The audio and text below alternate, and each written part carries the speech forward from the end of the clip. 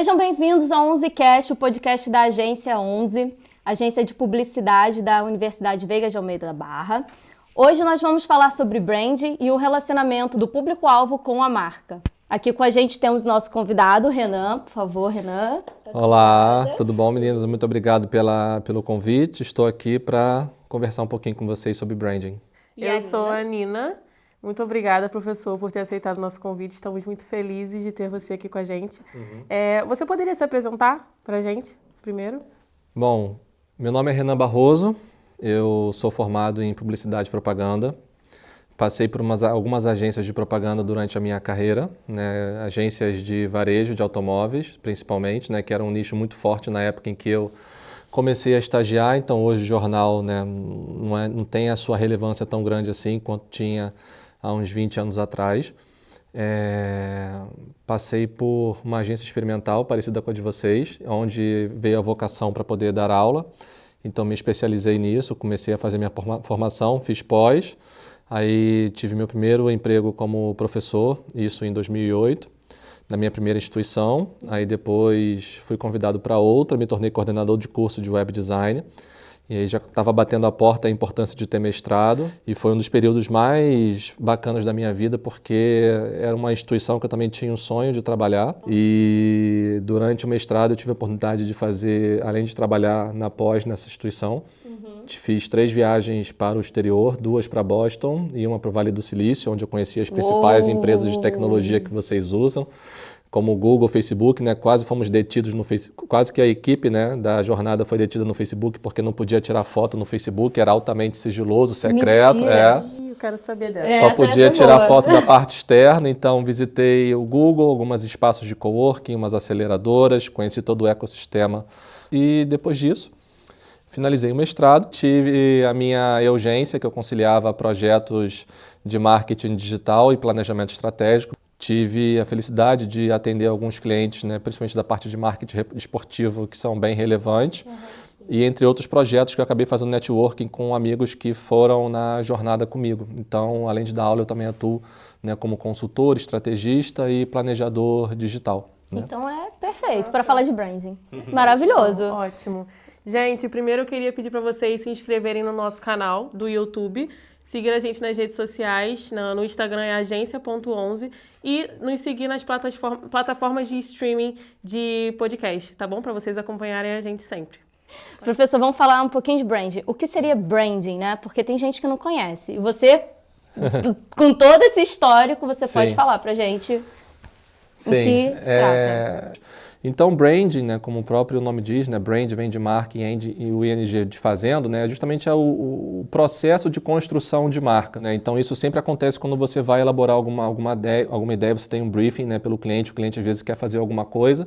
Então, na agência tem 2 caminhos, ou você acaba seguindo a linha criativa do cliente, ou então você acaba seguindo um outro caminho porque vê justamente o que o cliente precisa, porque o cliente ele não é especialista, né, na área de publicidade. Claro que alguns clientes grandes você pode ter departamentos voltados para isso, né, de ter equipes de marketing dentro, só que às vezes na hora de comunicar você vê que não vai ter um apelo tão grande dependendo do que o cliente realmente precisa.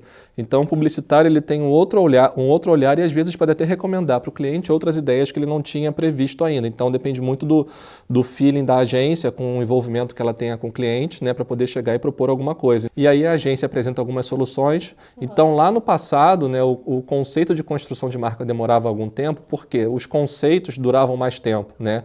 Então o conceito é justamente o raciocínio da ideia de todo o planejamento estratégico que o cliente pretendia para determinado produto, serviço ou marca. Então, o planejamento durava e ficava durante alguns anos. Né? Então, por exemplo, alguns conceitos como o da Bombril, né, tem 1001 utilidades, ou então o Banco Itaú feito para você, são construções de marca que duram muito tempo. Então, hoje, né, se você vê um comercial do Itaú, como já foi feito até no passado, sem nenhuma locução, apenas mostrando as cores, né, laranja, azul e a trilha sonora, todo mundo já identifica que é o Itaú. Então, esse processo do Itaú se transformar no que é hoje, de você já saber a música, as cores, o formato, até mesmo a linguagem do vídeo, você já sabe o que é o Itaú. Mas precisou de centenas e centenas, né, de imagens, minutos de vídeo, para que as pessoas pudessem assimilar. Então, hoje, para um banco fazer isso, já fica lembrado, né, por exemplo, um banco digital. Né, o Nubank conseguiu isso porque adotou a cor roxa. Né? Então, todo mundo já vê roxo, vê Nubank. Então, são alguns elementos que algumas marcas, junto com o departamento de marketing interno e com a agência, conseguem pensar que faz com que aquela marca fique na cabeça do consumidor por algum tipo de motivo. Então, algumas as agências conseguem criar, como são os slogans ou os conceitos, ou até mesmo alguma cor, e algumas marcas ficam na lembrança pela sua qualidade de serviço, pelo seu atendimento, ou por alguma localização, né? Você já tem na sua cabeça a sua concepção sobre aquilo, então isso é uma das etapas da construção, né, de branding.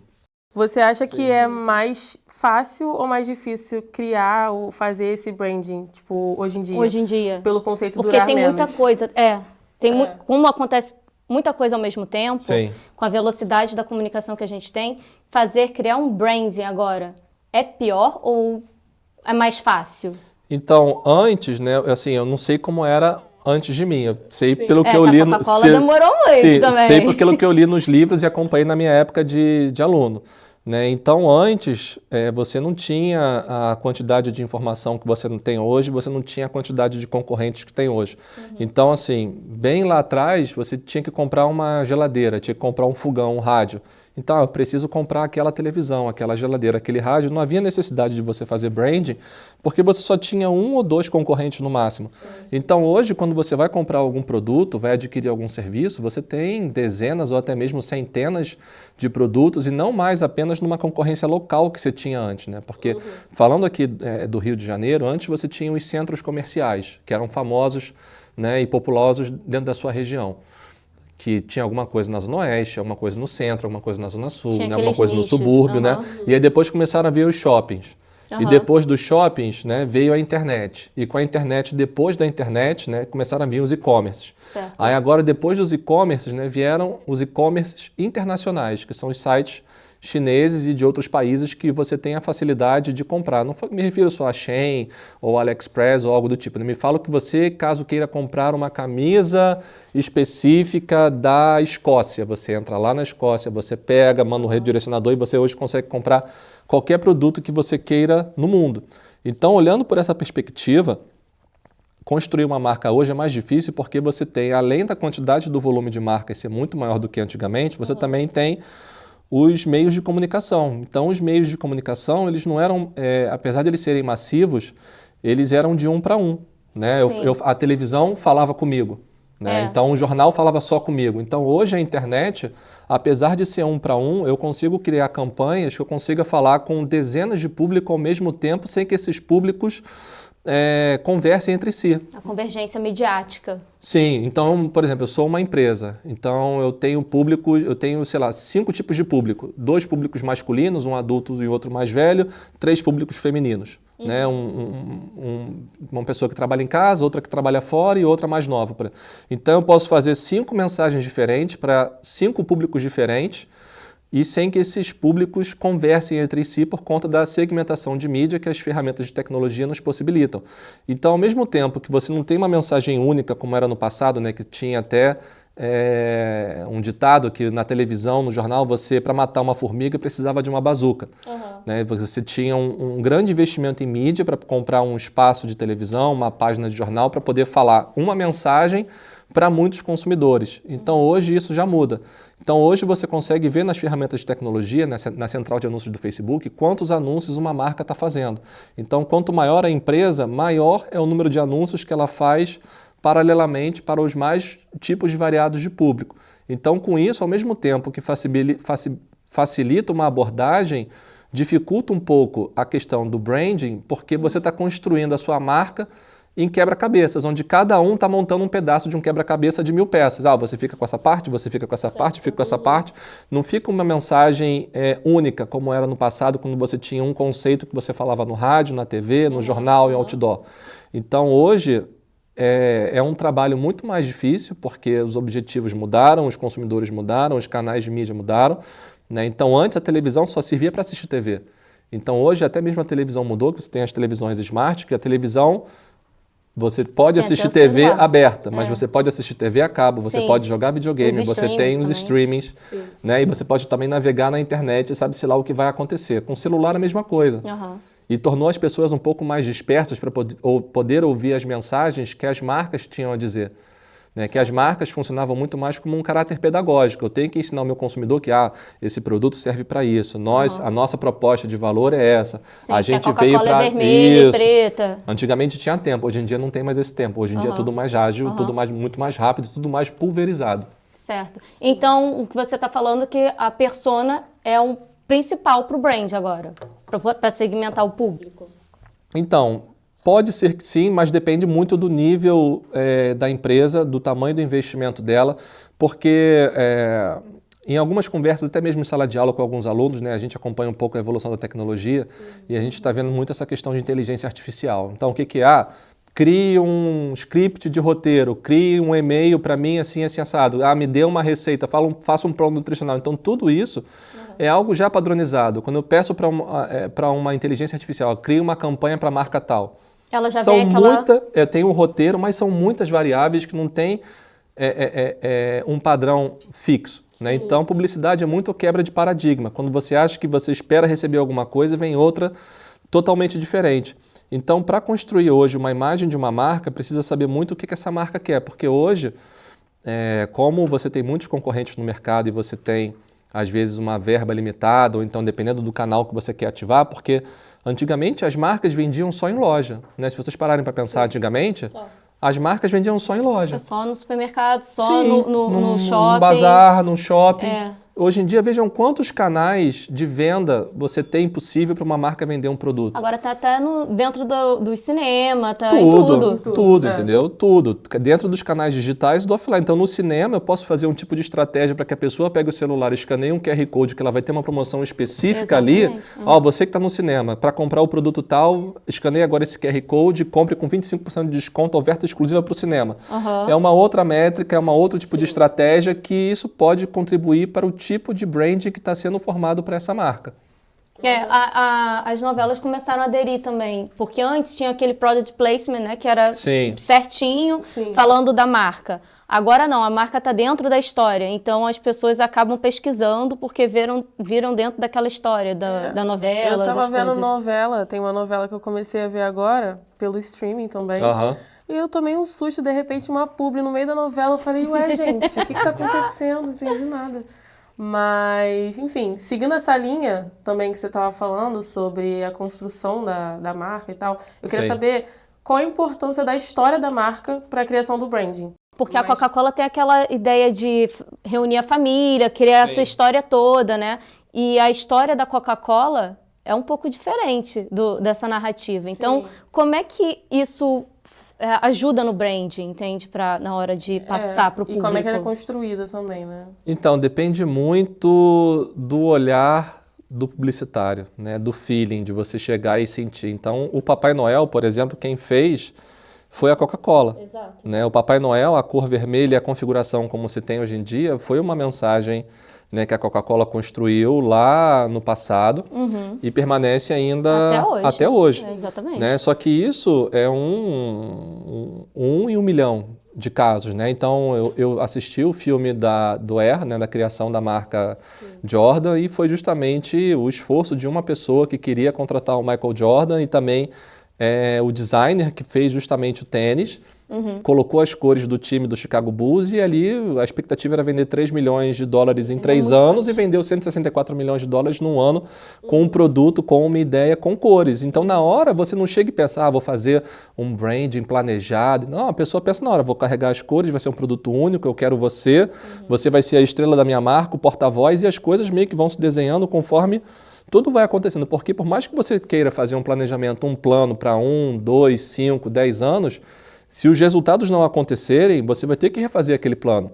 Então, a história de uma marca, assim, ela é muito importante por conta do legado. Então, a gente vê marcas aí que continuam no mercado que tem 50, 100 anos, mas tem marcas que tinham a mesma idade que faliram ou então decidiram sair do país porque não conseguiram acompanhar essa mudança, por mais perfeita que elas fossem, por mais que o produto fosse bom, por mais que tivesse um legado de marca, um histórico. Então eu cito, por exemplo, o caso da Ford, né, que tinha uma larga atuação no Brasil, uma larga história, mas não conseguiu se adequar ao cenário do país, né, a questão da Covid, da tributação, também tem uma questão do produto que ela não conseguiu acompanhar muito bem a questão da produção de carros movidos a energia, então teve um problema de mix de produto que não estava dando fit no Brasil, mão de obra, aí tem a questão de imposto, de tributo, e ela decidiu sair, por mais que ela tivesse uma história muito grande, isso não foi preponderante para que ela tivesse e continuasse sua operação no Brasil. E algumas marcas nascem querendo esse tipo de coisa, mas hoje em dia é muito fácil de você descobrir porque você tem acesso à informação. Então tem o caso de uma, assim, não vou citar o nome, né? Mas tem o caso de uma sorveteria que eu acho que, se não me engano, eu não tenho visto muito no mercado aqui no Rio. Não sei se faliu ou não. De uma marca que colocou um nome italiano de sorvetes, aí falou que era o avô, bisavô. Enfim, estou chutando aqui porque eu não me lembro, né? Teria que pegar direitinho, que veio do sul da Itália e cultivava, porque tinha isso, ou seja, enfeitou um pavão, contou uma história. E não né? era nada daquilo. Aí depois o pessoal começou a investigar, depois de algum tempo, né? Bateu a curiosidade em alguém, né? Começaram a pesquisar e viram que era tudo mentira, né? Que tudo aquilo, todo esse storytelling, toda essa parte de criação foi construído, foi criado, não era de verdade, né? Então você às vezes cria uma história fantasiosa para uma marca e hoje em dia você não consegue sustentar isso, né? E depois que descobre Depois que mentira, descobre, fica justamente, né? Ainda mais quando uma marca, não, nossos valores, nossa reputação, nossa história, estava lá tudo inventado, tudo fake, tudo artificial. Não adianta, porque quando descobrem a mentira, se dissemina muito mais rápido do que a história que eles contaram, né? Que eles inventaram. Isso tem uma pergunta de uma entrevistada nossa a respeito sobre isso. Desculpa, galera. Isso mais pra frente. Você falou da marca. Qual seria o grande objetivo do branding? Ocupar um espaço na cabeça do consumidor que seja inabalável, né? Quando o consumidor pensar em um produto, pensar naquele produto, para que seja a primeira ou a segunda opção. Então isso depende de classe, né? As pessoas de classe A têm os produtos delas, as pessoas de classe B têm os produtos delas, os produtos de classe C, D tem também os produtos dela. Então é importante você conhecer o seu público, conhecer para quem que você precisa vender a sua mensagem. Então esse casamento tem que ser construído através da construção da marca. Então você tem que primeiro ter os elementos essenciais para que a pessoa conheça a sua empresa, sinta-se confortável e compre. Então depois que ela compra, ela se torna um cliente, então o seu trabalho é justamente fazer a manutenção e que essa pessoa continue a comprar o seu produto. Então depende muito do produto, porque tem produtos que o ciclo de compra ele é mais rápido. Certo. Né? Tem produtos que o ciclo de compra demora mais, por exemplo, sabão em pó.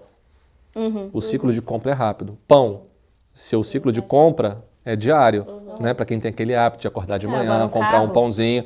Então a padaria, por mais que ela não faça nenhum investimento em publicidade, em construção de marca, você entra na padaria, você tem que se sentir acolhido por toda a programação visual, pelos atendentes, né? Pelos produtos que tem expostos ali, se é fresquinho ou não. Então tudo isso também é um trabalho de construção de marca, né? Eu estou compondo o meu ponto de venda, né? O empresário, às vezes assessorado por alguém ou então pela própria know-how, experiência, ele constrói a sua imagem de acordo com o público que ele está impactando. Então, o modo como você compõe a sua loja, você recebe ou afasta algumas pessoas. Então, na minha rua tem 2 padarias, uma mais bem arrumada, decorada, e outra que fica numa ponta que não é tão privilegiada assim, que é mais de bairro, local. Por mais que seja pequeno, você deixa de ganhar algum tipo de mercado porque você não soube vender e embalar seu produto direito. Então, eu digo que o brand é um pouco isso. O modo como você embala o seu produto e vende para o consumidor. Entendi. A gente fez a entrevista aqui na faculdade com as pessoas a respeito disso. Então a gente vai te mostrar o que eles responderam, tá bom? Sobre branding.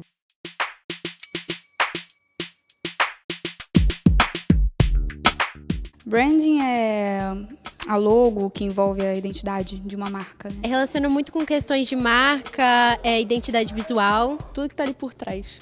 A comercialização das marcas, o tipo de aparência que elas trazem para as pessoas.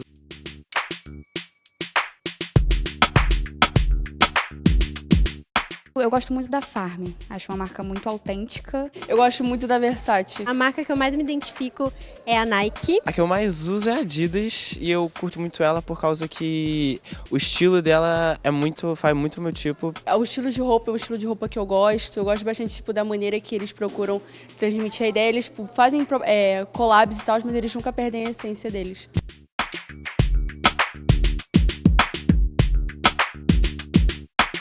O que mais vale para escolher a marca é a versatilidade, a praticidade e também o conceito e o valor no geral dela. E eu particularmente gosto de coisas com bastante cores diferentes, chamativas assim. Normalmente, pessoas que eu gosto de acompanhar fazem propaganda ou fazem alguma capa de revista usando.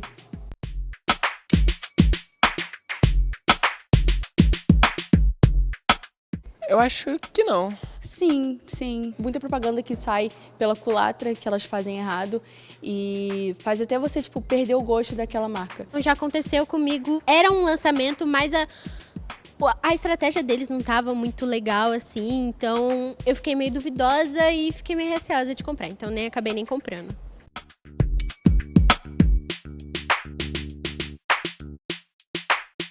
Existem marcas que realmente eu guardo um dinheirinho a mais para poder ter a experiência de ter. Acho que não. Acho que não. Se você tá num supermercado, aí tem uma marca que você não conhece, uma marca que você conhece. Tem um ketchup da predileta e um da Heinz. Qual você vai pegar? Não, da Heinz.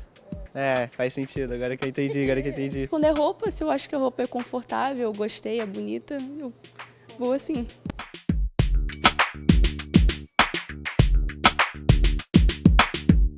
Eu acho que é a Apple. E iPhone, né? Inevitável. Não, eu curto muito a Apple. Eu uso Apple. O design deles, a funcionalidade, eu acho que faz a gente querer comprar o produto e quando ele conquista o cliente, já era.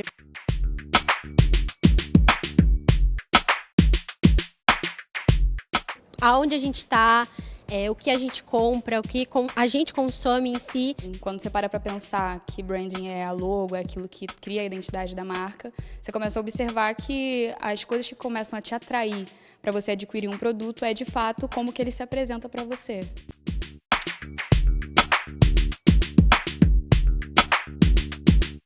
Observar mais o público dela, se o público está reclamando sobre isso e ter alguém observando isso para tentar mudar, eu acho que é uma boa. Acredito que pensando mesmo no que pode atrair certo público, a quem ela quer chegar. Mas eu acho que um bom relacionamento com o cliente, acho que é tudo.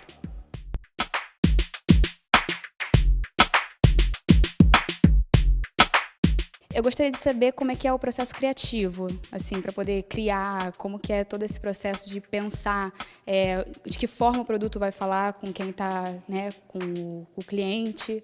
Gostaria de saber esse preparo da marca para poder criar o branding.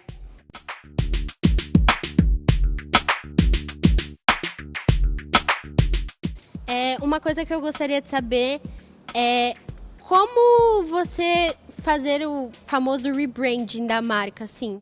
Então, você viu que o Povo Fala trouxe, né, com os entrevistados, e eles falaram da ideia, da visão deles do que é branding, Sim. a marca preferida. E tem uma marca que gera muito polêmica, que é a Balenciaga. Sim. Sim. Não é? Eu não falei errado não, gente, porque eu sempre erro o nome. E aí eu queria saber como é que fica a estratégia de branding com essas polêmicas. Vamos lá. Se eu te oferecesse para fazer um corte de cabelo por R$3.000, você cortaria? Para fazer um visual? Eu não. Se você ganhasse 200 mil por mês, R$3.000, Mas aí é outra coisa. R$3.000 não é nada. Né? Então, pessoas de alto padrão, elas querem marcas às quais elas têm acesso. Então, por isso que existem as marcas de luxo, né? Para que apenas pessoas com alto poder aquisitivo possam ter acesso. E cada uma tem o seu posicionamento. E a Balenciaga, ela teve, né, esse mérito também, não sei quem é o diretor criativo atualmente dela, mas teve um outro agente aí que foi o Kanye West, que apareceu em algumas entrevistas ele falando que consumiu mais de 5 a 10 milhões de dólares de produtos Balenciaga. Então ele era um dos porta-vozes da marca, por mais que não seja oficial. Então ele conseguiu dar essa alavancagem e seguiu num segmento trash. Né? Então nada melhor para uma pessoa de alto poder aquisitivo, além de gastar muito dinheiro, gastar dinheiro em lixo, né? Descartável. Então só que esse é um dos pontos de isca, né, da Balenciaga, de ter esse tipo de estratégia para poder, estão vendendo a bolsa agora, é um saco de lixo que custa, sei lá, milhares de dólares. O outro tênis é um tênis todo estonado que custa também. Então eles ganham mídia gratuita em veículos do mundo inteiro e despertam o interesse das pessoas em saberem um pouco sobre a Balenciaga. Quando de nada adianta se você, né, por exemplo, essa blusa rosa for da Balenciaga. Eu sei que é da Balenciaga? Não sei, as pessoas do redor sabem que é Balenciaga? Não. Mas se todo mundo souber que essa sua blusa é da Balenciaga, da sua blusa é da Louis Vuitton, da Gucci, aí sim você vai ter uma relevância. Então, para isso que serve esse mercado das pessoas terem notoriedade, das marcas terem notoriedade, para as pessoas saberem que, eu estou usando uma blusa cara, eu estou usando um tênis caro. Então, eu gosto muito de ver esses vídeos, esses experimentos sociais, pegando um gancho no raciocínio, né? Vi um vídeo no TikTok que uma pessoa oferece um tênis Nike, né, um sneakers, de 15 mil dólares, no caso eu acho que era até do Travis Scott, que a vírgula é ao contrário, né, da Nike, o swoosh, e oferecia, né, você quer trocar esse tênis aqui pelo seu? Para pessoas leigas. Então, não quero, e as pessoas mal sabiam que aquele tênis lá custava 15 mil dólares. Sim. Então, para aquele tênis ter alguma relevância para a audiência, para a maioria das pessoas, para eu sair no rolê, numa balada, as pessoas veem, nossa, ele está com tênis tal, ele está com a blusa tal, com a bolsa tal. As pessoas precisam saber o que é aquela marca. Então, talvez essa seja uma das estratégias da Balenciaga para dar notoriedade ao nome, para as pessoas saberem que Balenciaga é aquela marca lá que o rico burro gasta 3 mil, 4, 5 mil dólares em um produto, para saber que ela é uma pessoa com alto poder aquisitivo e se destacar um pouco no meio da multidão. Eu vi muito meme na internet falando assim, eu tenho um tênis Balenciaga porque eu tô todo arrebentado. Então, essa ideia de estar sempre trazendo esse choque, né, causa uma comoção. Sim. E aí a empresa gera mais notoriedade na internet. Mas até que ponto isso é legal? Sabe? Então, isso é a questão que eu comentei um pouco antes, que não tem fórmula mágica, não tem receita de bolo, até quando que isso vai se sustentar? Até quando que isso pode chocar as pessoas? Porque uma coisa você faz, uma camisa rasgada. Ok, camisa rasgada. Outra coisa faz o tênis. O tênis. Aí chega no saco de lixo, sabe? Já está over demais. Então, o que precisa ser feito para poder ser mais over que uma bolsa de saco de lixo? Então você vai tendo essas ideias, mas chega um momento em que tu chega, né, a mesma coisa que acreditar em mentiroso. Chega uma hora que você, não, beleza, valeu, obrigado, e perde um pouco a relevância. Você não choca tanto porque você já foi e já esgotou toda aquela fórmula, né? Então, já que aqui a gente está falando de brand, né, falar um pouco de branding pessoal, sobre o case da GK. Né? Ela começou de um modo, modificou a sua imagem, ela passou um tempo justamente tentando ser ou sendo um ícone fashion, com mais roupas bem chamativas, mudando o seu visual, o cabelo, fazendo procedimentos estéticos, só que chegou um momento que, ela se esgotou mentalmente, de repente, por receber muitas críticas, que ela deu uma desacelerada e decidiu viver mais comum. Sim. Então, hoje em dia, a GK não está mais entre os assuntos mais falados. Por quê? Ela virou comum.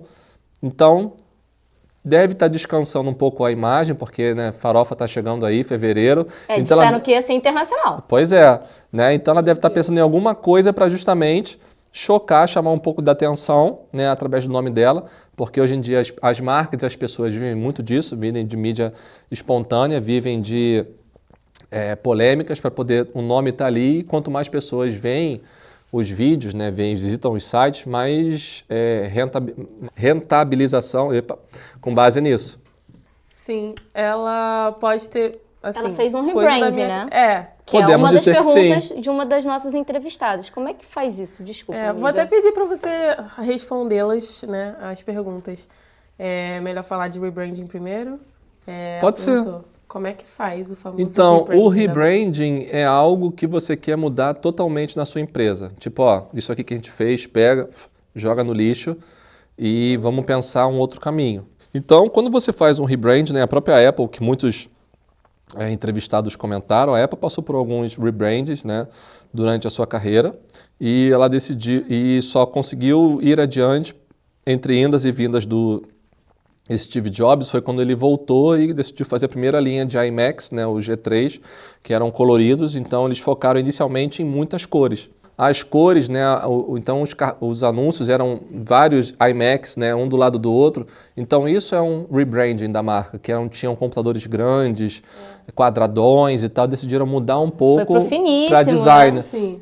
Então o finíssimo foi justamente um processo depois, quando começaram a chegar os MacBooks, e aí depois começaram a vir os produtos que foram preponderantes para a história da Apple, que foi primeiramente o iPod, né, depois chegando o iPhone, que foi a evolução, né? Só você colocar um telefone dentro do iPod e depois o iPad e os outros produtos que se tornaram ícones de consumo muito por conta do seu design. Então, vi até que alguns entrevistados falaram, o design é só a marca. Não, a marca pode ela continuar por décadas, né? Como é a marca da Apple, que já está há bastante tempo.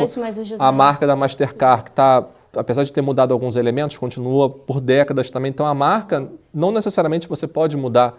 Você não precisa mudar o tempo inteiro. O que você precisa mudar às vezes, a estética do produto, né? Como você apresenta ele, como que você atende, como é que você dá acesso para os consumidores a esse produto. Então, tudo isso faz um trabalho de rebranding, né? Vou deixar de vender num mercado tal para vender em outro mercado, deixar de vender numa loja tal para vender em outra loja. O Boticário fez isso há algum tempo atrás. Ele fechou todas as lojas, mudou toda a configuração da loja e fez um rebranding da marca. Simplificou um pouco mais, mas os elementos estavam ali, né, de fundo verde, com uma letra, eles simplificaram um pouco mais a letra. Eles deixaram mais... Mudaram as lojas todas e isso faz parte do rebrand. Então, nem sempre o rebrand você demole a casa inteira. Você apenas faz um puxadinho aqui, outro ali, faz uma jacuzzi, um espaço gourmet e continua a vida. Qual é o objetivo, assim, exato? Do rebranding? Tipo assim, porque às vezes você tá falando que não demole tudo, mas às vezes em alguns casos. Qual o objetivo e qual o resultado traz, assim? Olha, primeiro objetivo, ninguém consegue viver só de marca, né? O objetivo de toda marca, de todo produto é vender. Eu acho que, minha opinião, né? Eu acho que o rebrand vem para refrescar, vamos dizer assim, para trazer um público um pouquinho novo para aquilo, né? Para tentar vender aquele produto de novo. Então, o que eu percebi, por exemplo, a Renner fez também. A Renner mudou o visual total da loja. Sim. Mudou as cores, mudou a forma até mesmo de entregar o produto, passou para ecológico, né? A sacola de papel e tal, fez aquele rebrand. Teve marcas que não conseguiram fazer o rebrand.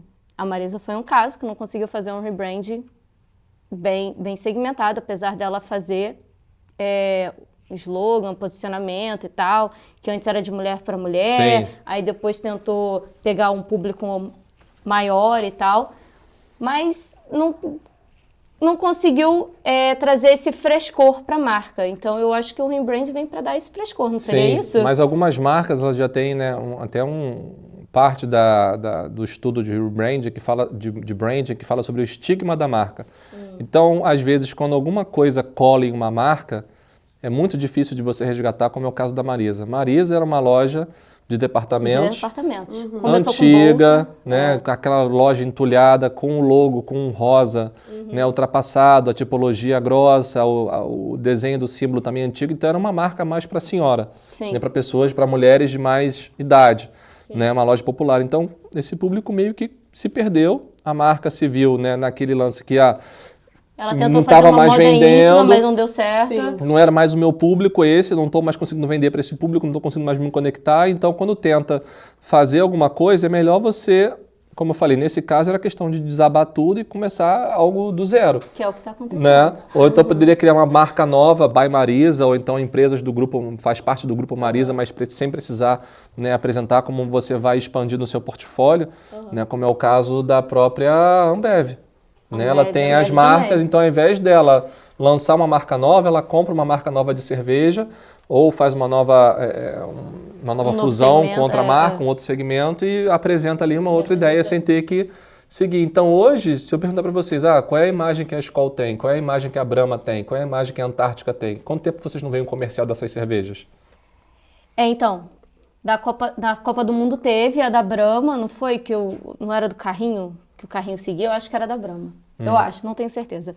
Mas, realmente, a imagem antiga da escola era, tipo, muito louca, né? Porque colocava a mulher sempre em primeiro lugar. Sim, era tudo muito machista, né? Muito machista.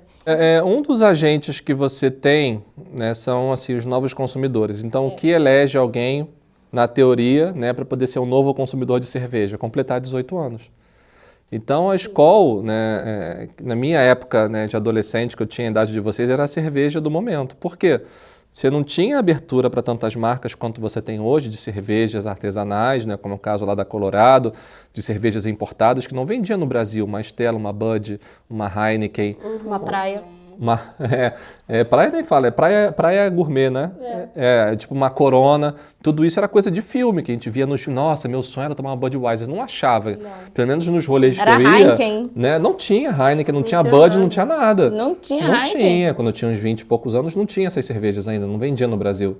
Né? Então, tinha muito bem o posicionamento de cada cerveja e a Skol era mais descolada. Aí passa 20 anos. Para a galera de vocês hoje em dia.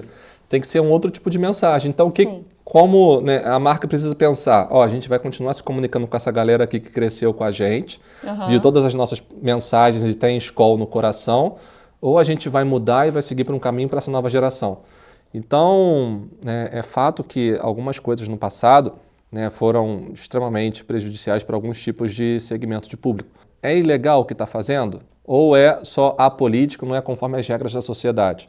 Ou então é uma questão machista, tem como a gente ser um pouco mais velado que isso, mas se a gente for, a gente vai perder nosso público. Então hoje em dia você tem Skol Beats, Skol não sei o que, Skol não sei o que lá, tem vários tipos de Skol com gin, né, justamente para essa nova geração. A Skol deixou de ser uma marca lembrada por ser cerveja do que agregado para outras marcas do portfólio da Ambev que levam o nome da Skol. Graças a Anitta, hein? Skol Beats. Pois é. E a Anitta é um ícone dessa nova geração. Exato. Então, quais seriam os elementos chaves de uma estratégia eficaz de marca? Seria esse contato com o público? Não, aí é outro caminho, né? Primeiro, para você fazer uma estratégia de brand, além de pegar esse histórico, quando você já tem um tracking, né? Quando você já tem um histórico de performance, vou avaliar o ano de 2022, comparar 2021, 2019 e para trás. A gente está crescendo, está estabilizado ou está caindo? Já há 3, 4 anos a gente está caindo, então é outro caminho.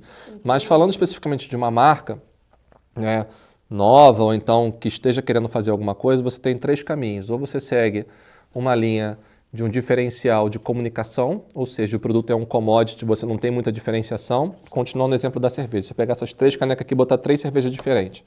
Então assim, prova, me diz qual é a marca A, a marca B ou a marca C. Então, cerveja estando bem gelada e um clima quente, né, aquela canela russa assim, né, tipo copinho ali com um gelinho ali, fica difícil de você dizer qual é qual. Então, cerveja não tem muita diferenciação se você não souber qual é a marca. Então, tem outras marcas também que primam muito pela qualidade, que só ela sabe fazer aquilo. Então, o produto em si já é um diferencial e eu não preciso fazer muito esforço. E tem aqueles produtos que ficam no meio.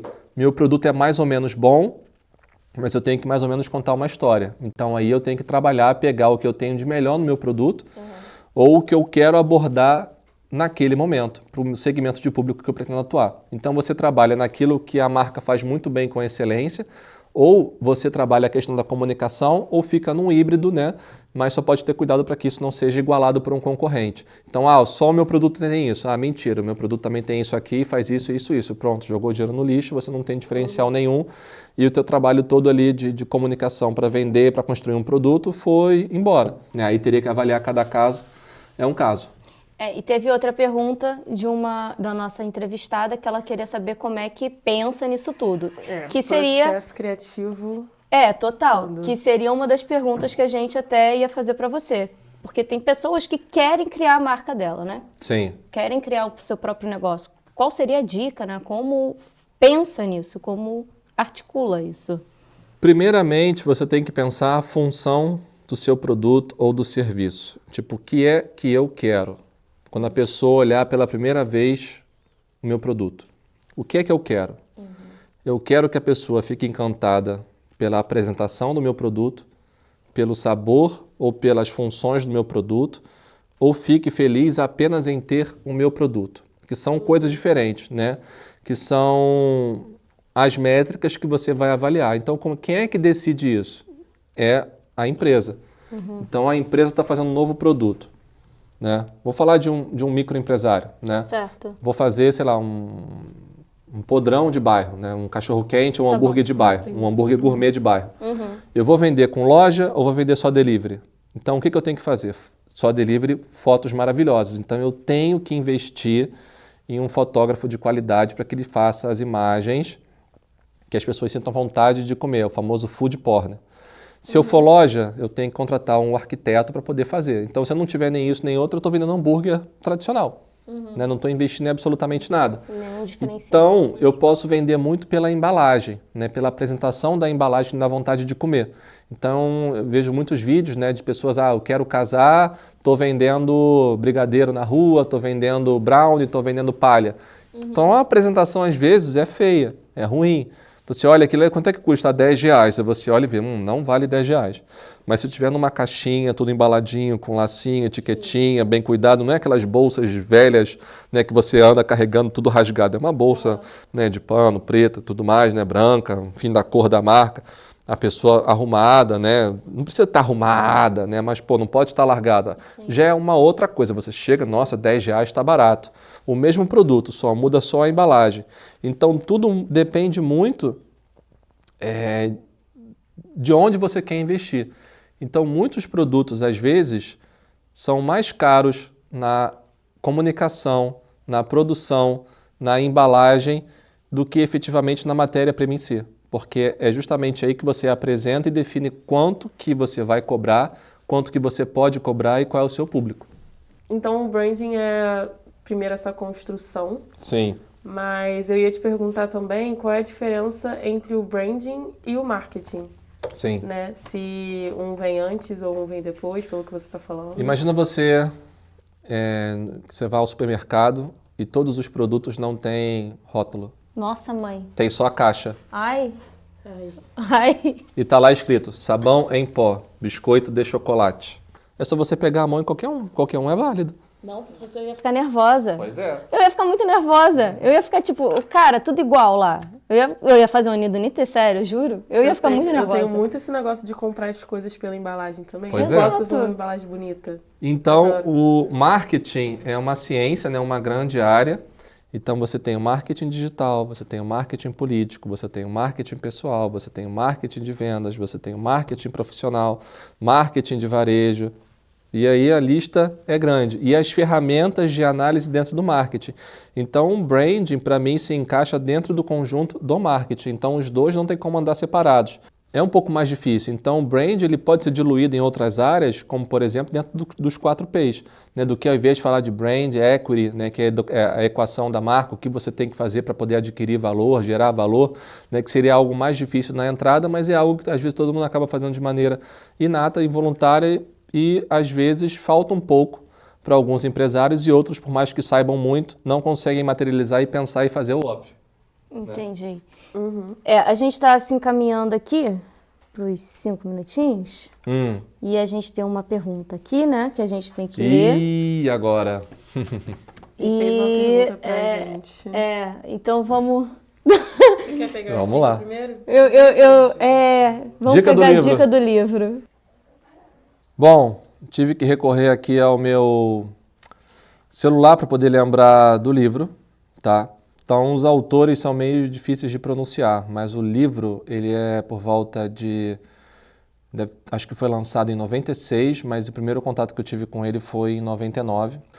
Então, esse livro eu vi numa dessas andanças aí, se chama A Linguagem da Propaganda, do Westergaard e Schroeder. Não sei se é assim que se pronuncia. Então, esse livro, assim, quando eu li pela primeira vez, então pediram a indicação de livro, achei melhor indicar um livro da área, né? Não é necessariamente um livro de brand, mas que tem muita construção de marca, porque fala sobre linguagem da propaganda, que explodiu a minha cabeça porque explicava algumas estratégias. E lá eles explicavam, pegavam algumas peças e explicavam o porquê daquilo, o porquê da mensagem, por que fazer isso, aquilo. Então, me lembro que aquilo foi um divisor de águas na minha carreira para poder escolher fazer publicidade. Publicidade. Né? Então, esse livro talvez tenha sido o que me fez hoje, né? De ter escolhido o caminho da publicidade e propaganda. Então, um outro mais para frente foi justamente Cultura da Convergência, que eu acho que os professores devem indicar para vocês. Né? Então, Cultura da Convergência também é muito bom. Chegou uma época, uma curiosidade, que quando eu comprei o livro, no final do livro tinha lá, para saber mais atualizações do livro, entre no nosso site. Era lá culturadaconvergência.com.br. Aí eu fui entrar no site, estava dando erro. Ai, Como assim erro? é a cultura da convergência que não deu Não, certo. aí eu Não deu olhei, certo. eu digitei certo, né? Eu digitei certo. Aí eu fui olhar no registro BR e eu vi que o registro estava vago. Então eu peguei o registro do livro Cultura da Convergência. Você pegou pra você? Peguei para mim. Mas aí eu fiquei 4 anos pagando, achei que alguém iria entrar em contato, criei até uma paginazinha, né, que você coloca lá as informações de quem é o dono, eu não criei nenhuma página. Aí depois de 4 anos, como ninguém entrou em contato comigo para poder tentar recomprar algo do tipo, eu parei de pagar e agora não sei se está disponível, se alguém, outra disponível, pessoa gente. pegou, você tem que olhar aí. Entra aí, gente. Mas durante 3, 4 anos esse domínio foi meu, na Cultura da Convergência. Gente, É isso. a cabeça da pessoa já tá em outro Pois lugar. achei que ia ganhar uns bons dinheiros, mas não Ô, rolou. Não veio Foi aí. quase. Foi quase. Não, foi quase. Pois é. Tá, eu não vou pá? abrir. Vai. Você vai abrir? Vai. Eu abro, não tem E problema. olha que a pergunta tem nada a ver com brand, hein? Se prepare-se. Vai. Aquela, Eu zero não de consigo coragem. nem pegar o papel. Não, Ele dobrou Espero que bastante. você entenda a minha letra também, né? qual é o conselho que vocês gostariam de receber do seu futuro eu? Que no final deu tudo certo, mano. Porque, sério, quando você falou que ficou com algumas andanças, né, de curso, eu fiz muitas andanças de cursos Sim. também. Eu formei em publicidade, agora eu tô fazendo jornalismo, mas eu fiz umas andanças intermediárias, né, tipo... Eu gostava muito do ponto de venda, quando eu fazia publicidade. Gostava de bolar a estratégia para atrair o público para a loja. Então, neuromarketing, de colocar café para atrair, essas coisas assim, eu achava o máximo. E aí eu fiz design de interiores por isso. Alguma coisa vai dar certo lá na frente, né? Vai dar, com certeza. É isso aí. Eu quero esse conselho também. Quero que no final... Deu tudo certo. Com certeza, Deu gente. tudo certo. Que bom. Mas se ele pudesse vir antes, tipo assim, ó, vai por aqui. Um caminhozinho. Vai por aqui, ó, que é mais fácil, você vai chegar ali. Então, É isso aí. sim. Agora, a minha pergunta, Ih, vamos lá. que eu tenho uma pergunta. Diga, Qual faça. foi a estratégia de branding e a marca que eu também você quero saber isso. mais gostou até hoje? Mastercard. Né, acho que para tudo na vida é priceless da Mastercard, né? Para tudo da vida tem um preço, Tem um preço. né? Então, eu não me lembro agora assim, qual é o que você mais gostou, mas assim, direitinho, tudo na vida tem um preço. Para todas as outras, acho que use Mastercard. Eu gostava muito dessa campanha e gostava muito também da Unimed, né? De um conceito que a Unimed tinha, de um brand que era o melhor plano de saúde é viver, o segundo é a Unimed. Então achei que isso foi bem legal. Né? Bem direto, bem Sim. simples, Gostei bem também. contato. Você tem alguma? Não. Eu queria também perguntar, tenho, né? Na verdade, tenho. Sobre alguma campanha que você fez e qual foi, assim, a mais difícil? ou mais essa é importante pra ótima. você? Olha, eu vou falar que foram as primeiras que eu fiz quando eu comecei a trabalhar, porque quando você escolhe assim, até uma coisa que alguns alunos eles não conseguem entender. Então vai a dica para a maioria dos alunos e estudantes que estão vendo esse vídeo. Anota aí. Às vezes o aluno não consegue enxergar que ele está numa faculdade e ele se esquece que ele está aqui para poder aprender não apenas uma, mas várias habilidades. Né? Então ele está se formando na faculdade para poder aprender a fazer alguma coisa. Está aprendendo um ofício, está aprendendo uma profissão. Só que quando às vezes você vê na prática, quando eu me vi ali na prática, sentado na minha cadeira como diretor de arte júnior e tendo a tela branca para poder criar os anúncios, né, para uma grande agência de automóveis aqui no Rio de Janeiro, eu ficava assim, nossa, o que é que eu vou fazer, como é que eu vou fazer e tudo onde mais, começa? por onde começar, Foi uma campanha de 3 páginas seguidas que eu fiz durante 3 semanas diferentes para uma concessionária de carros da marca Volkswagen. Então isso foi um desafio muito grande, foi assim, o primeiro trabalho grande que eu fiz, aí depois, né, vieram outros que eu trabalhei muito na questão de marketing digital, né, trabalhei com a principal agência de marketing esportivo do Rio de Janeiro, que é a Clefer, que é até engraçado que um amigo meu cotou, né, com algumas agências web para poder fazer o site, né, o rebranding do site. Então, ou era muito barato e não estava maneiro, ou era muito caro e fugia um pouco do teto deles. Eles chegaram para mim e falaram o seguinte, ó, você quer pegar? Né? Ah, posso pegar. Né? Então, assim, você tem até amanhã para poder me apresentar um projeto. Então, isso era 3, 4 horas da tarde, eu ia dar aula ainda à noite e eu tinha que apresentar no dia seguinte de tarde. Então, eu passei a madrugada virado, pensando, né? Então minha cabeça já ficou trabalhando, então eu consegui apresentar um projeto interessante, principalmente focado no principal problema deles, que eles tinham dificuldade para poder vender os serviços, né? Que eram justamente os espaços no campo, no estádio que eles tinham para poder vender, que era algo que ficou muito na minha cabeça, por isso que eu digo que é feeling, né? Você entender a principal dificuldade do cliente para tentar traduzir isso em algo que te favoreça. E eles utilizaram durante anos, não sei se usam até hoje, né, os ícones que eu criei para representar os serviços de mídia que eles tinham nos estádios de futebol. Depois disso, eu fiz outros projetos que foram marcantes também. Ah, muito legal, adorei. Nossa. Por hoje é só. É isso, meninas. Muito obrigada, professora. Obrigada, Amamos a professora. entrevista. Obrigada mesmo. Gente, não se esqueçam de nos seguir nas redes sociais, se inscrever no nosso canal do YouTube. Isso aí, sigam lá, sigam lá. É isso. Até o próximo. Acompanhe todos os nossos episódios para saber mais. É isso. Até Até mais. próxima. Até logo.